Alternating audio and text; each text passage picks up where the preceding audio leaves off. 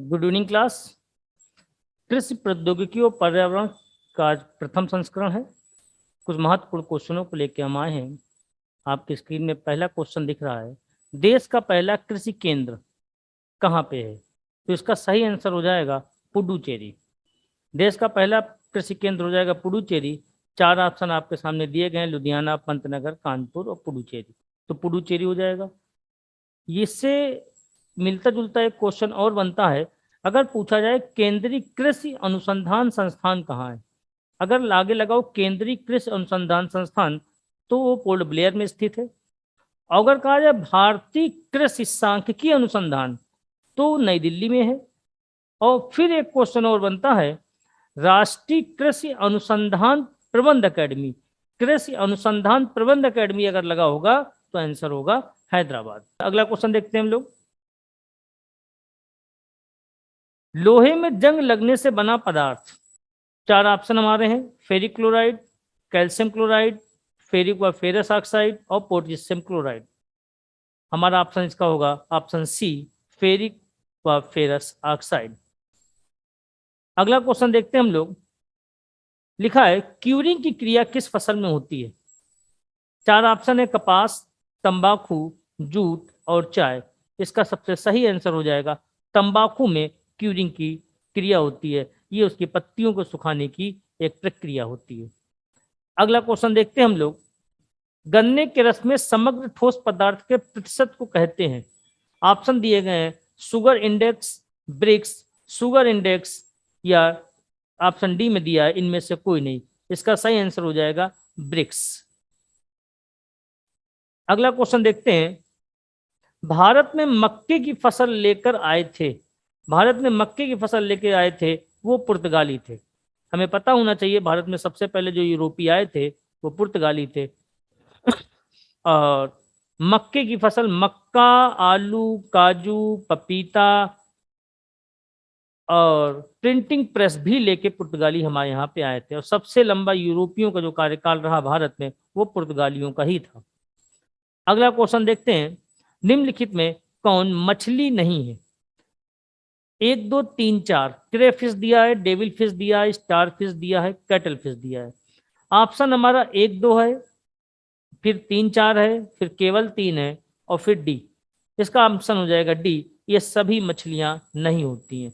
क्रे fish मछली नहीं, इसमें फिश लगा हुआ है लेकिन ये मछली नहीं है। डेविल फिश भी नहीं है, कैटल नहीं है, स्टार फिश भी नहीं है। इसी प्रकार से आपको बता दें, वेल भी मछली नहीं होती, डॉल्फिन मछली नहीं होती, सिल्वर फिश भी मछली नहीं होती है।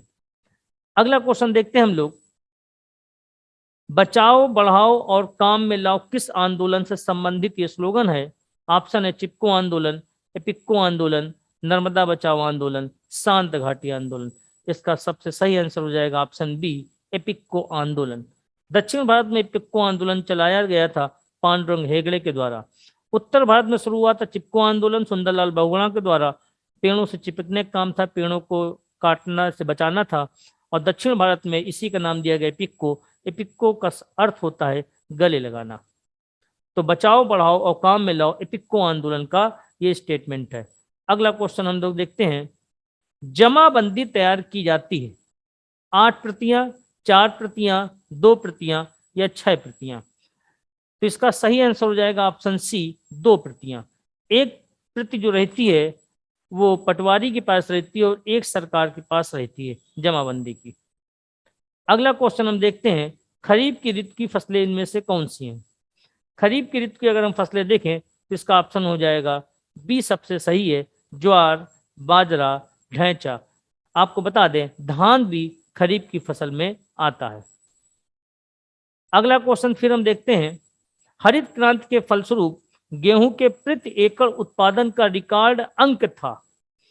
ए ऑप्शन में 1500 किलो, बी में 2000 किलो, सी में 2222 किलो और डी में 3000 किलो की बात की गई है। इसका सही आंसर हो जाएगा ऑप्शन सी, 2222 किलोग्राम हो जाएगा।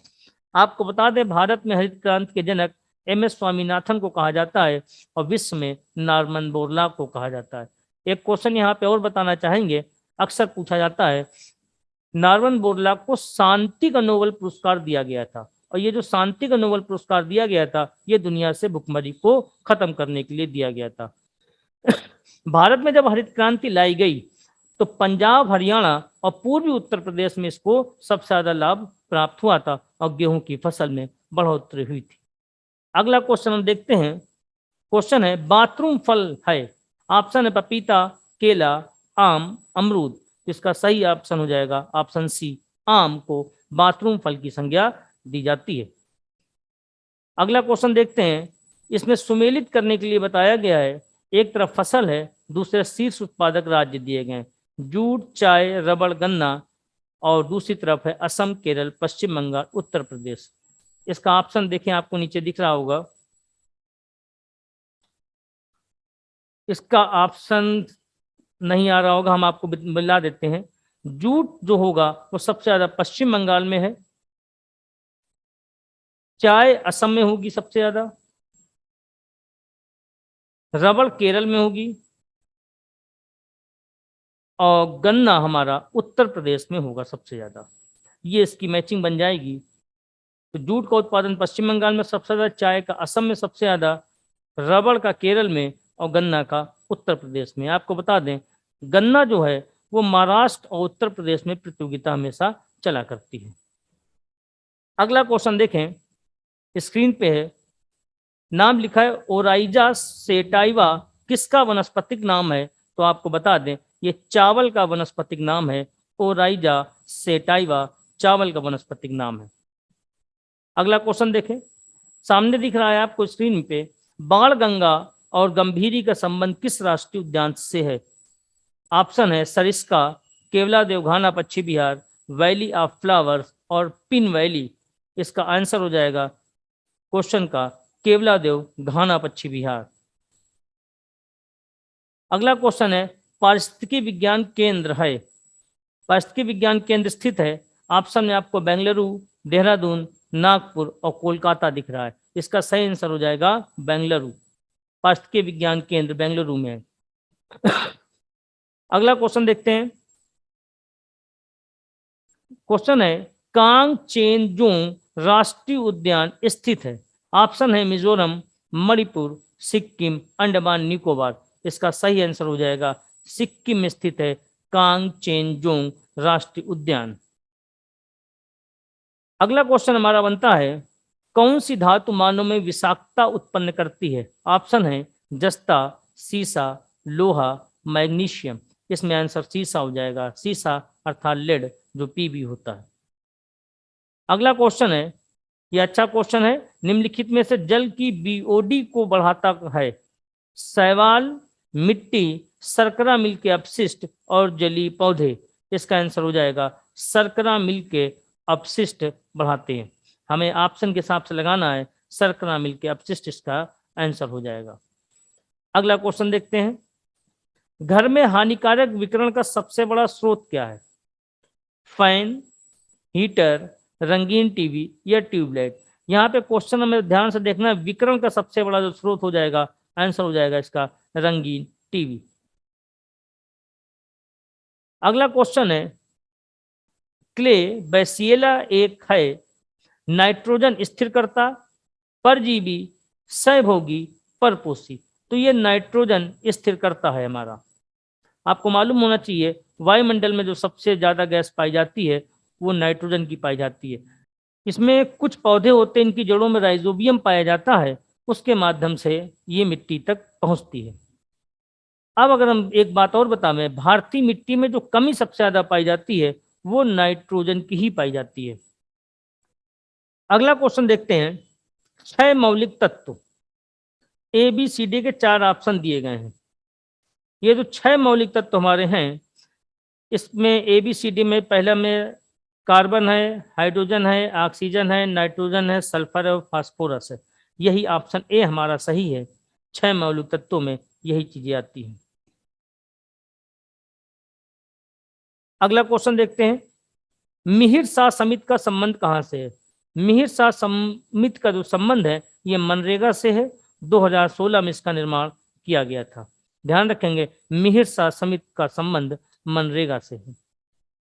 अगला क्वेश्चन हम देखते हैं, बाल विकास संस्थान का मुख्यालय कहाँ पे है? तो बाल विकास संस्थान का मुख्यालय कहाँ है? ऑप्शन में लखनऊ है, गुरुग्राम है, दिल्ली है, कोलकाता है। इसका मुख्यालय दिल्ली है। अगला क्वेश्चन है, national institute of agriculture name स्थित है? ऑप्शन है दिल्ली, अमृतसर, जयपुर, हैदराबाद। और इसका सबसे सही आंसर हो जाएगा जयपुर। अगला क्वेश्चन है, विटीकल्चर में उत्पादन होता है, सीधे क्वेश्चन लिखा है, विटीकल्चर में उत्पादन होता है सिल्क, केचुआ, शहद, अंगूर। इसका आंसर हो जाएगा अंगूर। तो आज हम लोग इतने प्रश्न करेंगे। इसकी दूसरी सीरीज कल लेके हम आएंगे, जिसमें आपको अन्य क्वेश्चन इसी के आगे बढ़ाएंगे। ये टॉपिक अभी इसमें जो महत्वपूर्ण क्वेश्चन है कृषि प्रौद्योगिकी और पर्यावरण के चलते रहेंगे। धन्यवाद।